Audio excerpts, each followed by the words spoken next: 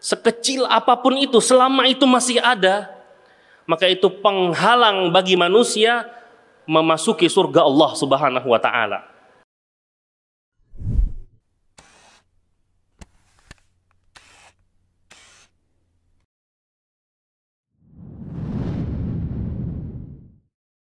Innal hamdalillah nahmaduhu wa nasta'inuhu wa nastaghfiruh wa na'udzu billahi min shururi anfusina wa min sayyiati a'malina may yahdihillahu fala mudhillalah wa may yudlil fala hadiyalah. Ashhadu an la ilaha illallah wahdahu la syarikalah wa ashhadu anna Muhammadan abduhu wa rasuluhu la nabiyya ba'dahu wa ba'd. Qala Allah Ta'ala fi kitabihil karim, ya ayyuhalladzina amanu taqullaha haqqa tuqatih wa la tamutunna illa wa antum muslimun.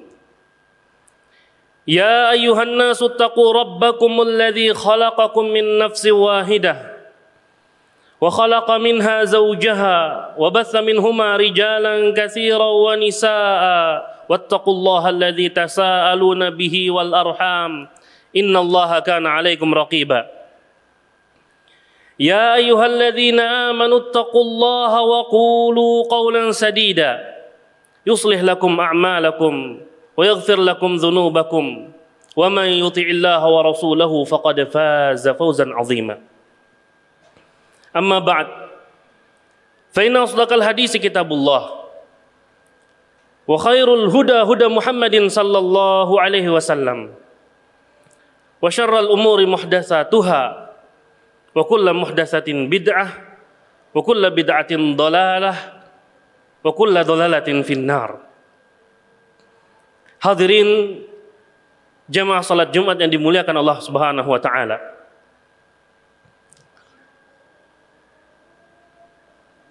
Al-Hafidh Ibnu Hajar Al-Asqalani dalam kitab beliau Bulughul Maram membawakan sebuah hadis dari sahabat Anas bin Malik radhiyallahu taala anhu, yang beliau komentari hadis ini dengan mengatakan sanadnya hasan.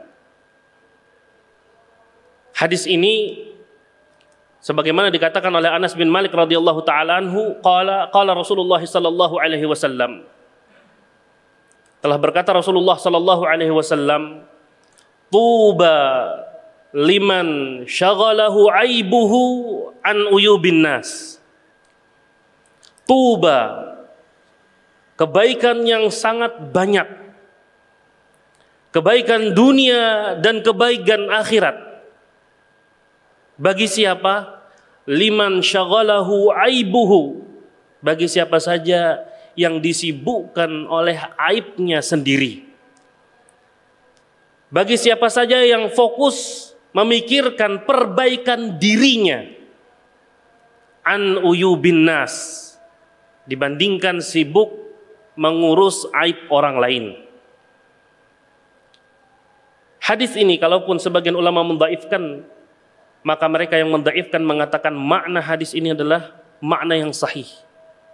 Keberuntungan yang sangat besar bagi siapa saja yang hari-harinya, waktunya dia pakai, dia maksimalkan untuk memperbaiki dirinya. Dia gali apa saja aib yang ada pada dirinya, lalu dia usahakan untuk memperbaikinya. Bukan ciri khas dia sibuk dengan aib orang lain.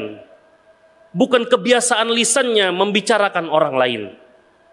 Tapi kesibukannya adalah menghitung-hitung kekurangannya lalu dia perbaiki. Maka orang semacam ini mendapatkan tuba yang ditafsirkan oleh sebagian ulama pohon kebaikan yang besar yang ada di surga. Hadirin jemaah salat Jumat yang dimuliakan oleh Allah Subhanahu wa taala.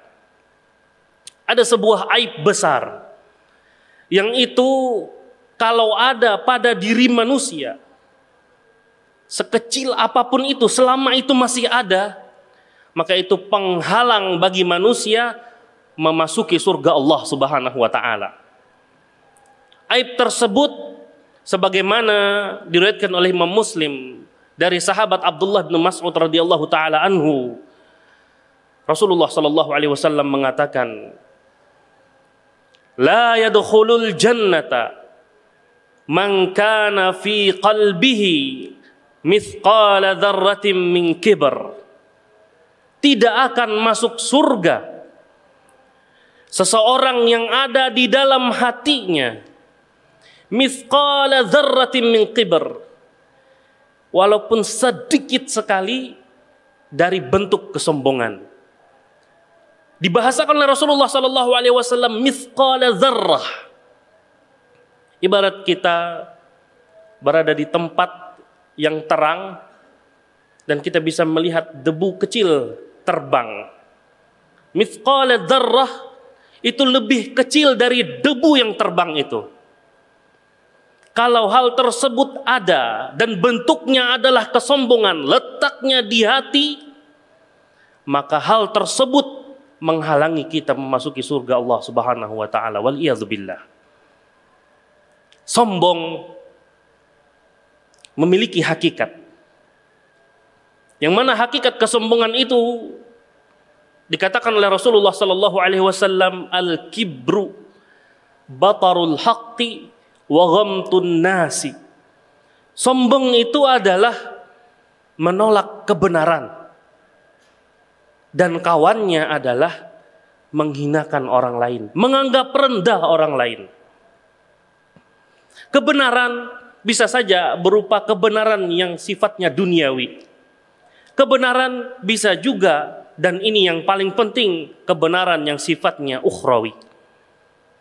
Ada seorang menyampaikan kebenaran dalam urusan dunia kepada kita, lalu kita tolak dan kita anggap orang tersebut tidak lebih hebat pendapatnya dibanding pendapat kita, maka itu ada unsur kesombongannya. Apalagi dalam urusan agama. Seorang menyampaikan kebenaran kepada kita dalam urusan agama yang ia sampaikan sesuai dengan Al-Quran, sesuai dengan sunnah Rasulullah Sallallahu Alaihi Wasallam, sesuai dengan apa yang diajarkan oleh para ulama Ahlus Sunnah wal Jamaah. Lalu kita tolak dan kita anggap siapa dia baru belajar agama. Ini bagian dari kesombongan. Dan ini bukan kesombongan yang kecil, besar urusannya. Walaupun yang ditolak tersebut adalah perkara yang mungkin dianggap sepele, tapi hakikatnya ada unsur kesombongan di situ. Dan kesombongannya bukan perkara kecil, kesombongan yang bisa menghalang dia dari memasuki surga Allah Subhanahu wa taala. Bisa jadi yang disampaikan adalah perkara sunnah yang kalau dilakukan mendapat pahala, ditinggalkan tidak mendapatkan dosa. Tetapi karena dia meremehkan orang yang menyampaikan, dia enggan menerima kebenaran yang disampaikan, ada pada dirinya kesombongan. Dengan itu dia gagal memasuki surga Allah Subhanahu wa taala. Allah Subhanahu wa taala menyampaikan melalui pernyataan Luqman yang Allah abadikan dalam Al-Qur'an tentang ciri kesombongan. Yang itu bukan hanya sekadar ada pada lisan yang bentuknya dengan menolak kebenaran dan meremehkan orang lain. Allah Subhanahu wa taala berfirman menukilkan perkataan Luqman, "Wala tusa'ir khaddaka lin-nas wala tamshi fil ardi maraha innallaha la yuhibbu kulla mukhtalin fakhur," kata Allah. Jangan engkau memalingkan wajahmu ketika berbicara dengan orang lain. Jangan engkau bermuka masam ketika berbicara dengan orang lain. Yang memalingkan wajah, yang bermuka masam karena dia menganggap orang yang sedang berbicara dengannya bukan siapa-siapa. Memang tabiat manusia kalau dia sedang berbicara dengan orang yang mulia, dengan antusias dia berbicara, dengan tersenyum mimik mukanya walaupun sebagian dipaksakan. Dan tabiat manusia, dan ini adalah satu dari sekian banyak ciri kesombongan, kalau dia memandang remeh orang yang sedang diajak bicara, mungkin tidak akan serius memandang wajahnya, tidak akan serius memberikan tampilan yang baik kepada lawan bicaranya. Wala tusa'ir khaddaka linnas. Kemudian ciri berikutnya, wala tamshi fil ardi maraha. Jangan engkau berjalan dengan angkuh, membanggakan nikmat namun lupa kepada pemberi nikmat, ujub, bangga diri. Dan ini ciri di antara ciri-ciri kesombongan.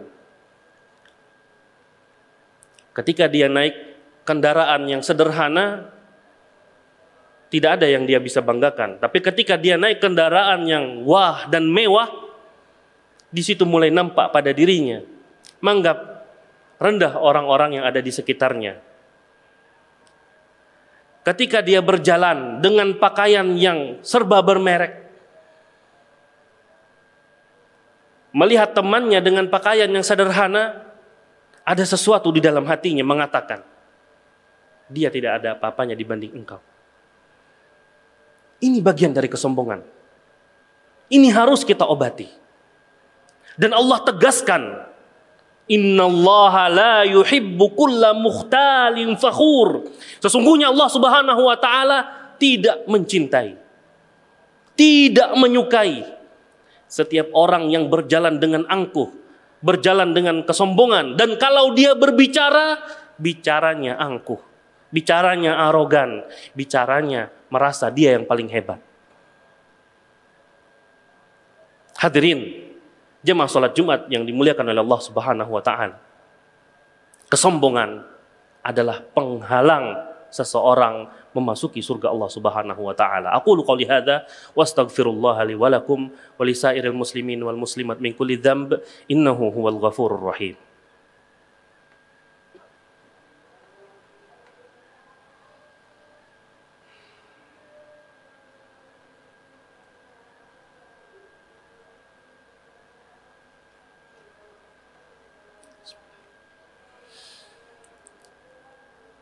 Alhamdulillahi rabbil alamin.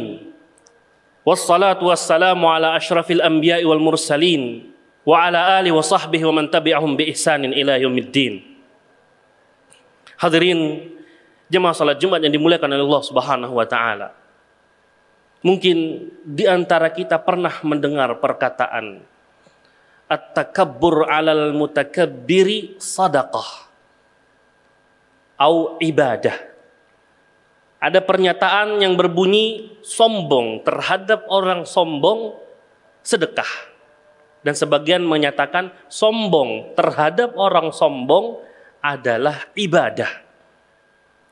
Perlu kita tekankan, makna dari bolehnya sombong kepada orang sombong adalah bukan sombong yang hakiki. Karena sombong yang sebenarnya, apapun kondisinya, dicela dalam syariat Islam. Dinisbatkan kepada Imam Abu Hanifah sebuah pernyataan di mana beliau rahimahullahu taala mengatakan, azlamuz zalimin man tawadha'a liman la yaltafitu ilaih. Sezalim-zalimnya orang zalim adalah orang yang mau tawadu kepada orang yang tidak mau menatap dia, kepada orang yang tidak menghargai dia. Ini pernyataan Imam Abu Hanifah rahimahullahu ta'ala. Dan dijelaskan oleh para ulama, kenapa dia dikatakan melakukan tindakan kezaliman ketika dia bertawadu kepada orang yang tidak mau memperhatikannya. Karena dia meletakkan sesuatu bukan pada tempatnya. Harusnya dia memakai sifat lain, dia menunjukkan akhlak lain, bukan akhlak tawadu. Ketika ada seorang yang memiliki perilaku sombong, kalau kita sikapi dengan tawadu, dia semakin sombong, maka kita telah melakukan tindakan kezaliman. Karena kita salah dalam bersikap kepada orang tersebut. Maka untuk orang yang semacam ini, harus disikapi dengan sikap datar yang dia sadar bahwa dia sedang melakukan perilaku sombong, dan dia harus berhati-hati jangan sampai mengulangi sifat kesombongan itu. Ini yang dimaksud oleh para ulama, sombong kepada orang sombong adalah sedekah. Sombong kepada orang sombong adalah ibadah. Yaitu melakukan sebuah sikap, mengambil sebuah tindakan yang orang tersebut menjadi sadar, oh tadi saya sombong, pantesan beliau bersikap demikian. Hadirin jamaah salat Jumat yang dimuliakan oleh Allah Subhanahu wa taala, apapun ceritanya, kita harus mengobati yang namanya kesombongan ini. Kita harus usahakan jangan sampai kesombongan ini ada pada diri kita saat kita berjumpa dengan Allah Subhanahu wa taala. Dan kita tahu yang namanya kesombongan adalah penyakit. Allah Subhanahu wa taala berfirman, "Yauma la yanfa'u malu wala banun illa man atallaha biqalbin salim." Pada hari kiamat kelak tidak bermanfaat anak dan keturunan. Harta, anak, keturunan tidak bermanfaat sama sekali. Kecuali orang yang berjumpa dengan Allah Subhanahu wa taala dalam keadaan hatinya sehat. Dan salah satu bentuk sehatnya hati tidak adanya penyakit kesombongan dalam hati tersebut. Maka sebagian ulama ketika berbicara tentang obat penyakit kesombongan atau siapa saja yang ingin menyelamatkan dirinya dari penyakit sombong, maka dia harus berusaha untuk memiliki sifat tawadhu. Imam Hasan Al-Basri rahimahullahu ta'ala ketika mendefinisikan tawadhu, beliau mengatakan, antakhruja min manzilika fala talqa musliman illa ra'aita lahu 'alaika fadla.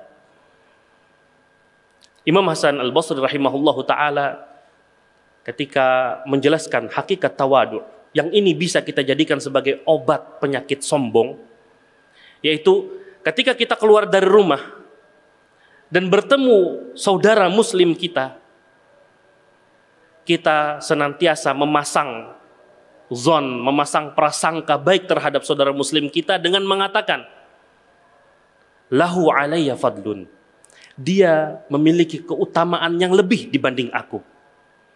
Atau dengan bahasa lainnya yang disebutkan juga oleh para ulama, ketika dia bertemu dengan orang yang lebih tua, dia akan mengatakan orang yang lebih tua ini lebih banyak pahalanya. Lebih lama dia hidup berarti dia lebih banyak pahalanya. Ketika dia bertemu dengan yang lebih muda, orang yang lebih muda ini lebih sedikit dosanya. Karena berapalah umurnya. Sehingga dia senantiasa memandang orang yang ada di sekitarnya, lahu alayya fadlun, dia lebih utama dariku. Dan tawadhu ini adalah salah satu di antara obat terbaik untuk mengobati penyakit kesombongan.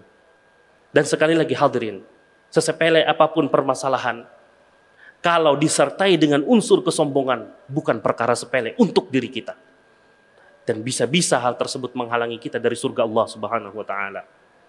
Innallaha wa malaikatahu yusalluna 'alan nabi. Ya ayyuhalladzina amanu sallu 'alaihi wa sallimu taslima. Allahumma salli 'ala Muhammad wa 'ala ali Muhammad kama sallaita 'ala Ibrahim wa 'ala ali Ibrahim innaka Hamidum Majid.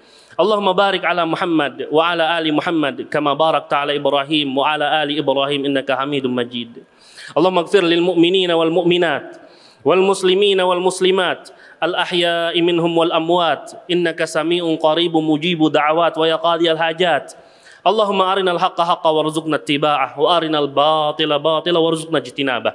Rabbana atina fid dunya hasanah wa fil akhirati hasanah wa qina adzaban nar. Wa akhiru da'wana alhamdulillahi rabbil alamin. Aqimis shalah. Terima kasih. Jazakumullahu khairan wa barakallahu fikum. Video ini dibuat atas partisipasi dari donasi Anda.